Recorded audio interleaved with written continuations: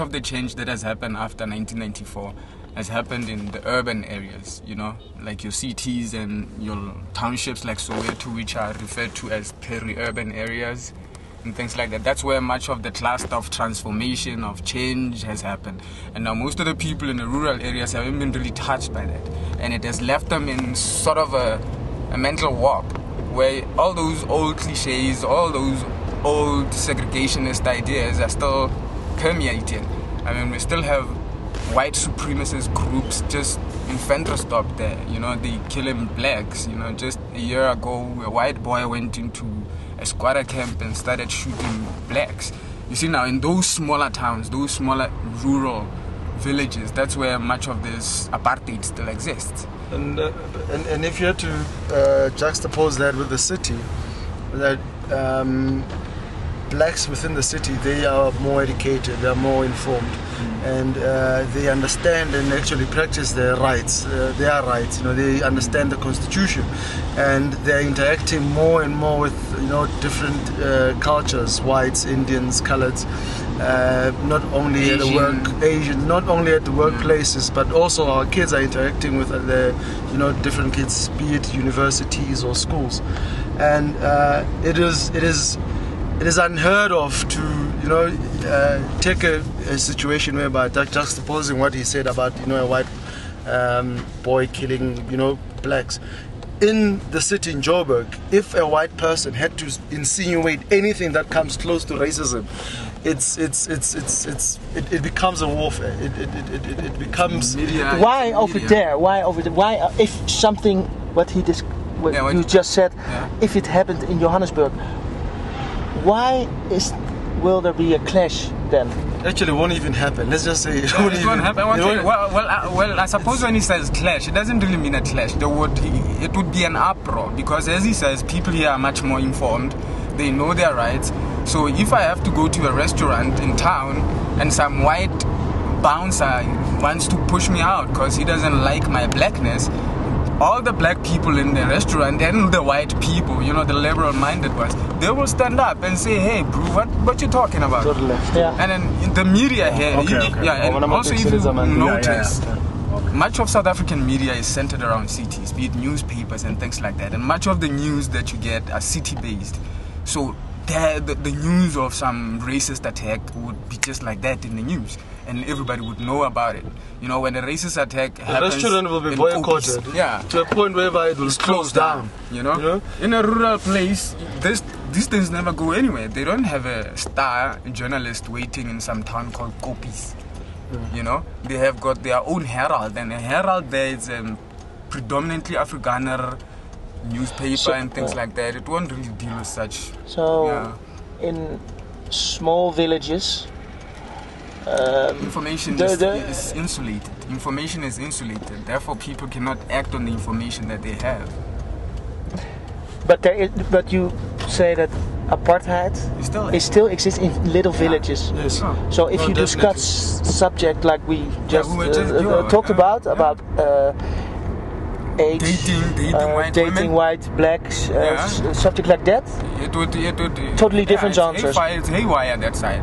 I mean, they had to see me maybe in Fochval walking around with my Indian girlfriend. It's a shock. I mean, they would be pointing, like, literally, you know, as the girls and the boys are saying in the group there. I mean, I would be pointed at, like, Dari Gafarkime, Dari, you know, Kuli Meisiki, you know.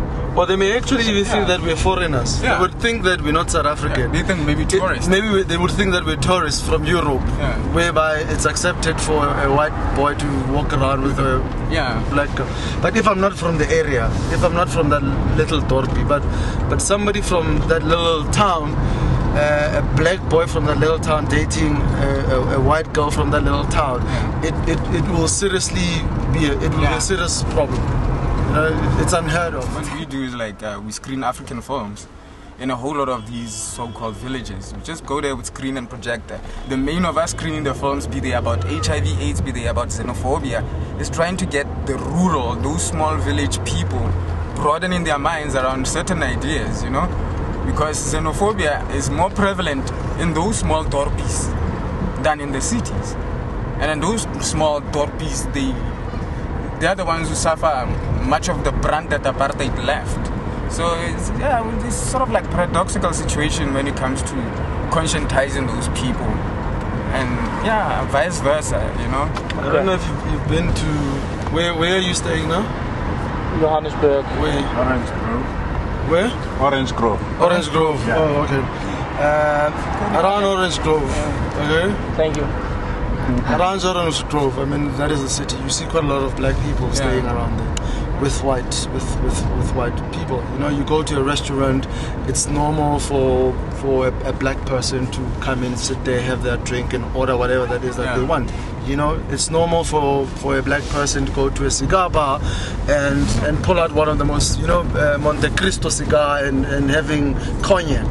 It's very normal. It's not considered that, hey, will you be able to afford it? Because, you know, they know that, you know, blacks today are able to afford expensive meals and restaurants and cars. I don't know if you've seen that around, you know, with their 4x4s. There are Hammers and, you know, their Ferraris. Oh, nice, okay. It's acceptable. It's known. It's common. If I had to go to a small Dorpy driving a Hammer or driving a Porsche, a darkie, as a black person, I will be considered either I have stolen it, I'm a drug dealer, or the cops are gonna stop you. Chances are, you know, I'll be stopped and I'll be asked 20,000 questions about, you know, how can I afford such a car and those kind of things, you know. But because it is unheard of in those communities. If there's I walk into a restaurant in a small Dorpy and I want to order lasagna, and I'll be looked down like on some, like, what are you doing here? And chances are the owner will phone the commandant right there and then. He says, listen, there's a gaffer here, you know, and he's disturbing peace or something like that. And they're gonna send a darkie policeman to come get you out of the white restaurant. It still exists here. That's how it happens. But do there live any black people over there? Yeah, there are black people. Black people are everywhere. But living here is easier for them than over there, I think. But then they cannot. Some of them can't even afford to come to the city. I mean, well, if you had to look at Johannesburg, I think there are more and more people coming in from the rural areas, you know, to find jobs, schools, you know, or the dream. Because nothing really happens in those small dorpies, you know. This is like the dream city. This is like New York. This is like what? Take America. It's like New York, you know, where either foreigners and people from small town move to, you know, to find their little dreams, you know, and make it happen. Yeah. I mean, it's not as if in America it's different. I mean, we read between the lines about some of the things that are happening in the small towns in America. There's still segregation. And besides, you know, and also we must admit that even in Joburg, even in the so-called bigger cities where people, do have information and they have utilized it and it has somehow liberated them, there is still elements of it. Because, I mean, a history of segregation cannot just be like erased within a matter of 14 years. The mentality has been embedded in us. I mean, we still have our mothers who fought the apartheid system, who fought the bus system, and they still remember a Boer as an evil person, and then she's your mom, even a superior being, even a superior sometimes. Yeah, they see them as superior. Even if she's gonna send you to some multiracial school so you get a better education, she still has an extreme resentment for the oppressor, and then it's still there, you know, residues of it. Even white people in the cities, they still have the mentality is still there, that even if it's thinning out, but it's still embedded in them that black people are inferior.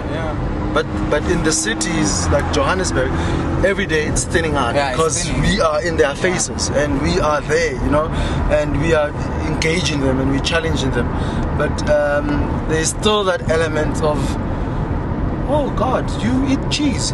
You know, and and you know that you have a camp card. You have a chem card? Wow, you must come from a wealthy family. Hello. Oh, yes. So no, go straight. Yeah. Okay. Yeah, but it's basically it. So let's hear about you.